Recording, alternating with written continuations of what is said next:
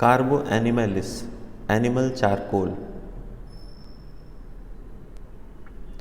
Headache as if a tornado in head. Headache ऐसा होता है जैसे लगता है सर में तूफान आया हो, as if head had been blown to pieces. ऐसा लगता है जैसे सर फट गया हो और टुकड़े टुकड़े अलग हो गए हो। Has to sit up at night and hold it together. रात को उठ के बैठ जाता है, उठना पड़ता है और उसको सब पकड़ के बैठना पड़ता है, ऐसी फीलिंग रहती है कि सिर फट गया हो। Diseases of elderly persons with marked venous plethora. Elderly persons की डिजीजेज, बूढ़े लोगों की डिजीजेज में कार्बो एनिमलिस वेल इंडिकेटेड है, जिनमें वीनस प्लीथोरा रहता हो। वीनस प्लीथोरा का मतलब increased blood filling of an organ due to reduction of outflow, कि वीनस कंजेशन हो गया हो, ब्लड भर गया हो ऑर्गन्स में, आउटफ्लो कम हो गया हो। ब्लू चीक्स, जो गाल है वो ब्लू कलर के हो गए हो। Blue lips and great debility, कि बहुत ज़्यादा जो है वो वीकनेस हो गई हो। सर्कुलेशन फीबल, सर्कुलेशन कैसा है, बहुत वीक हो जाता है। Stagnated, stagnated means cease to flow, क्या फ्लो करना बंद हो गया लगभग। Vital heat sinks to a minimum, जो बॉडी हीट है वो बहुत कम हो जाती है, मिनिमम रह जाती है। साइनोसिस मीन्स ब्लूइश डिस्कलरेशन हो जाता है एक्सट्रीमिटीज़ का। क्यों हो जाता है? Due to low oxygen levels, क्योंकि बॉडी में सर्कुलेशन प्रॉपर नहीं हो रहा है, वीनस कंजेशन हो गया है, उसकी वजह से ऑक्सीजन प्रॉपरली पेरिफेरल ऑर्गन्स तक नहीं पहुंच रहा है, एक्सट्रीमिटीज़ तक नहीं पहुंच रहा है, उसकी वजह से साइनोसिस देखने को मिलता है। ऐसा ही एंटीटार्ट में और कार्बोवेज में भी देखने को मिलता है। ग्लैंड्स इंड्यूरेटेड, जो ग्लैंड्स हैं वो हार्ड हो जाती हैं, स्वेलन होती हैं, पेनफुल होती हैं।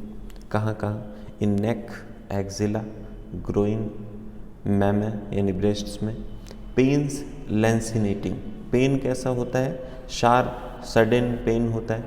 कटिंग, बर्निंग, कटिंग पेन है, बर्निंग पेन है, ऐसा इकोनियम में भी देखने को मिलता है।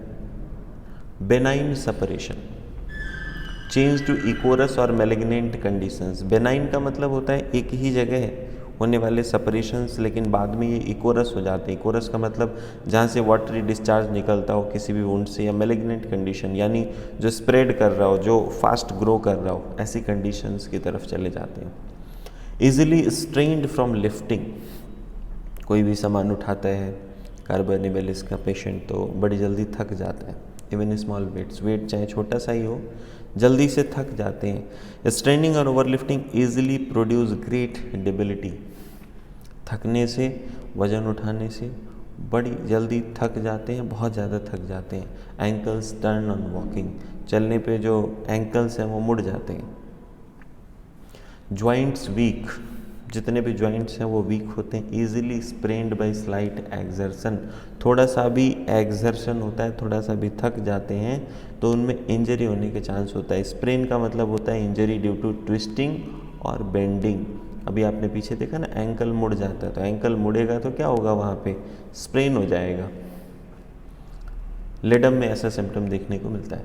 Aversion to open dry cold air, open dry cold air से दिक्कत होती है इनको, उससे बच के रहते हैं। After appearance of menses so weak she can hardly speak, carbo animalis की फीमेल को मेंसेस के बाद इतना ज़्यादा वीकनेस आ जाती है कि बोलने तक में दिक्कत हो जाती है। ऐसा ही सिम्टम एलुमिना में देखने को मिलता है, कॉकुलस में देखने को मिलता है। And menses flow only in the morning, menses जो है सिर्फ और सिर्फ मॉर्निंग में ही फ्लो करते हैं। हियरिंग कन्फ्यूज्ड, सुनने में उसको कन्फ्यूज़न होता है। Can not tell from what direction a sound comes, तो हियरिंग इतना ज़्यादा कन्फ्यूज़ होता है कि ये बताना मुश्किल होता है कि साउंड किस डायरेक्शन से आ रहा है। I stitching pain remains in the chest after recovery from pleurisy, pleurisy माने इन्फ्लामेशन ऑफ प्लूरा, यानी प्लूरा में इन्फ्लामेशन के बाद, उससे रिकवर होने के बाद चेस्ट में स्टिचिंग पेन रह जाता है, तो उसके लिए carbo animalis is a very well indicated remedy. इसके अलावा रेनलकुलस बल्बोसा में भी ऐसा सिम्टम देखने को मिलता है। Menstruation, leucorrhoea, diarrhoea are all exhausting, menses हैं, ल्यूकोरिया है, डायरिया, यानी जितने भी डिस्चार्जेज हैं सब कैसे होते हैं, एग्जॉस्टिंग होते हैं, बहुत ज़्यादा डेबिलिटी हो जाती है, उनके बाद वीकनेस हो जाती है। ऐसा ही आर्सेनिक में भी देखने को मिलता है। बट और ऑल ऑफेंसिव, जब मेंसेस, ल्यूकोरिया, डायरिया सब ऑफेंसिव हों तो सोराइनम इंडिकेटेड होती है। रिलेशंस की बात करें तो carbo animalis is complementary to calcarea phos and similar किसके किसके हैं, similar to badiaga, bromium, carbo veg, phosphorus, sepia and sulphur. Carbo animalis is often useful after bad effects from spoiled fish and decayed vegetables, कि अगर ख़राब fish खा लिया, decade vegetables खा लिया, तो उसके बैड इफ़ेक्ट्स की वजह से कार्बो एनिमलिस बहुत यूज़फुल होता है. और कार्बोवेज भी है, एलियम सीपा भी है.